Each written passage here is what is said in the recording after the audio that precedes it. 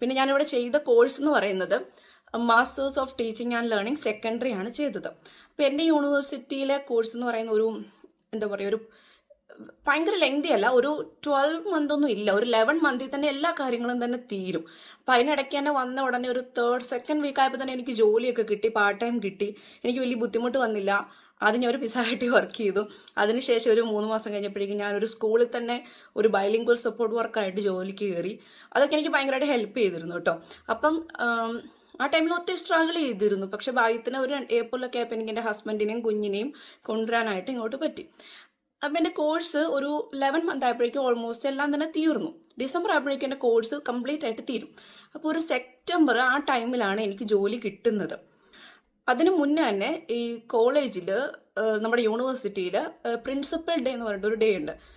All over ന്യൂസിലാൻഡിലുള്ള എല്ലാ പ്രിൻസിപ്പൽമാരും അന്ന് അവിടെ വന്നിട്ട് അവിടുത്തെ ടീച്ചേഴ്സുമായിട്ട് സംസാരിക്കും, ഇൻ്റർവ്യൂ ചെയ്യും. ഇൻ്റർവ്യൂ ചെയ്തിട്ട് അവർക്ക് ഓക്കെ ആണെങ്കിൽ അവർക്ക് ഓഫർ തരാറുണ്ട്. അങ്ങനെ എനിക്ക് 1-2 ഓഫർ അന്ന് കിട്ടി. പക്ഷെ എന്താ പറയുക, എൻ്റെ ഓവർ കോൺഫിഡൻസ് എന്നൊക്കെ പറയുന്ന പോലെ ഞാൻ ഓർത്തു അതൊക്കെ ചെറിയ സ്ഥലമാണല്ലോ, നല്ലൊരു സ്ഥലത്തോട്ട് മൂവ് ചെയ്യാം, ഏതെങ്കിലും ഒരു സ്ഥലത്തോട്ട് നമുക്ക് സെറ്റ് ആവുന്ന ഒരു സ്ഥലത്തോട്ട് മൂവ് ചെയ്യണമെന്നൊന്ന് ചിന്തിച്ചു. അതുകൊണ്ട് തന്നെ ഞാനതൊക്കെ നന്നായിട്ട് റിജക്റ്റ് ചെയ്ത് വിട്ടു.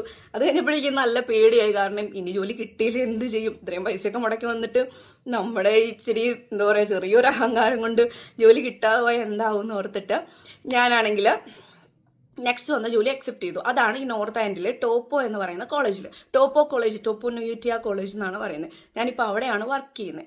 അങ്ങനെ അവിടെ നിന്ന് ജോലി കിട്ടി. ഞാൻ ജനുവരിയിൽ ഇവിടെ എത്തി, ജനുവരി ജോയിൻ ചെയ്തു. ഇപ്പോൾ ജനുവരി ഫെബ്രുവരി 2 മന്ത് ആവുകയാണ്. ഇതുവരെ എല്ലാം നന്നായിട്ട് പോകുന്നു. നല്ല സപ്പോർട്ടീവായിട്ടുള്ളൊരു കോളേജാണ്. അവിടുത്തെ സ്റ്റാഫുണ്ട്, ടീച്ചേഴ്സ് എല്ലാവരും ഭയങ്കര ഹെൽപ്ഫുള്ളാണ്. കുട്ടികളാണേലും ഭയങ്കര നല്ല കുട്ടികളാണ്, കുഴപ്പമൊന്നുമില്ല. ഇതുവരെ എനിക്ക് ഒരു സ്ട്രെസ്സോ ബുദ്ധിമുട്ടുകളോ ഒന്നുമില്ല, നന്നായി തന്നെ പോകുന്നുണ്ട്.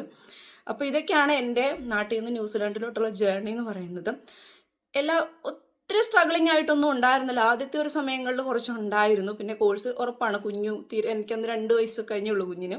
ആ ടൈമിൽ ആ കോഴ്സ് ചെയ്തെടുക്കുക എന്ന് പറയുന്ന ഒരു ഇത്തിരി ബുദ്ധിമുട്ടുള്ള കാര്യം തന്നെയായിരുന്നു ജോലിയുടെ കൂടെ.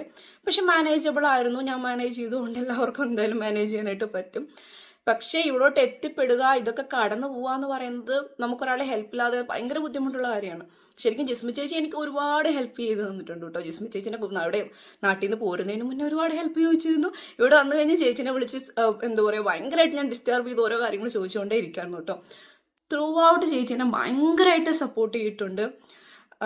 പിന്നെ ഇതാണ് എൻ്റെ ഒരു സ്റ്റോറി എന്ന് പറയുന്നത്. അപ്പം ഞാനിപ്പോൾ നിലവിൽ ടോപ്പോയിലാണ്, ഹോമിൽട്ടണിനോട് 2 മണിക്കൂർ അടുത്താണ്. അതുകൊണ്ട് ചേച്ചീനെ ഉടനെ പോയി കാണാൻ പറ്റുമെന്നുള്ളൊരു പ്രതീക്ഷയും കൂടെ എൻ്റെ മനസ്സിലുണ്ട്. ഞാൻ ഭയങ്കര എക്സൈറ്റഡ് ആണ് ചേച്ചീനെ ഒന്ന് കാണാൻ.